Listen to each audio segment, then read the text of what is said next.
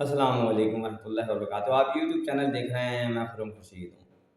ابھی میں اراؤنڈ 2 دن پہلے مارکیٹ میں کھڑا ہوا تھا، بائک پہ تھا میں، تو ایک بچہ آیا، اس کے ہاتھ میں ربڑیں تھیں، جو بائک کی بریک پہ ربڑیں لگ جاتی ہیں، گیئر لیور پہ ربڑیں لگ جاتی ہیں نا، تو اس کے ہاتھ میں وہ ربڑیں تھیں۔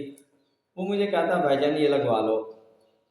میں نے کہا یار ضرورت نہیں ہے، میں نے اوائڈ کر دیا، انکار کر دیا میں نے۔ مجھے پتا تھا اتر کے گر جائے گی، جائے گی۔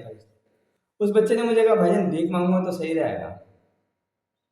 اس بچے نے مجھے ہلا دیا، میں نے دوسری بات ہی نہیں کی۔ میں نے کہا بیٹا آپ لگاؤ، یہ بھی لگاؤ وہ بھی لگاؤ۔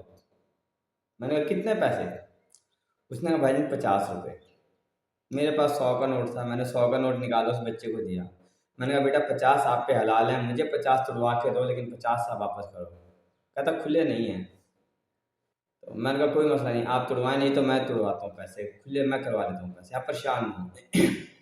خیر اس بچے نے ساتھ والے دکاندار سے کھلے لیے، 50 مجھے دیے، 50 اس نے اپنے پاس رکھے، ٹھیک ہے نا۔ اگر ہم مزدور کو مزدوری سے ہی دینا شروع کر دیں، دیکھیں بھیک کبھی بھی ختم نہیں ہوگی، برائی کبھی ختم نہیں ہوتی، لیکن ایک اچھے نظام کے تحت کم ہو جاتی ہے۔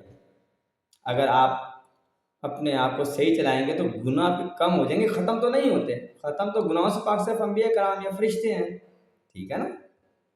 تو اگر ہم اپنے نیچے کام کرنے والے مزدوروں کو، ملازموں کو تنخواہیں اچھی دے دیں، ٹھیک ہے نا، وہ خیال رکھیں، یا ایسے جیسے کام کریں ان کو ہم کہتے ہیں یار یہ کوئی بات نہیں، آپ ہمیں ضرورت نہیں بھی ہے تو ہم اس سے چیز وہ لے لیں، تو اس طریقے سے بھیک کا رجحان کم ہو جائے گا۔ اللہ کے نبی نے کہیں بھیک نہیں دی۔ یہ جو ہم مجھ سے صدقہ خیرات مانگتے ہیں نا کہ صدقہ دیتے ہیں اللہ کے نام، مجھے کوئی حدیث اور کوئی سنت کی روح سے بھیک نظر نہیں آتی اسلام میں۔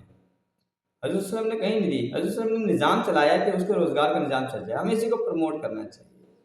اور یہ جو کہا جاتا ہے نا صدقہ 1070 بلاؤں کو ٹال دیتا ہے، مجھے بتائیں اگر وہ صدقہ خیرات ایمانداری کی کمائی میں سے جائے گا تو ٹالے گا نا؟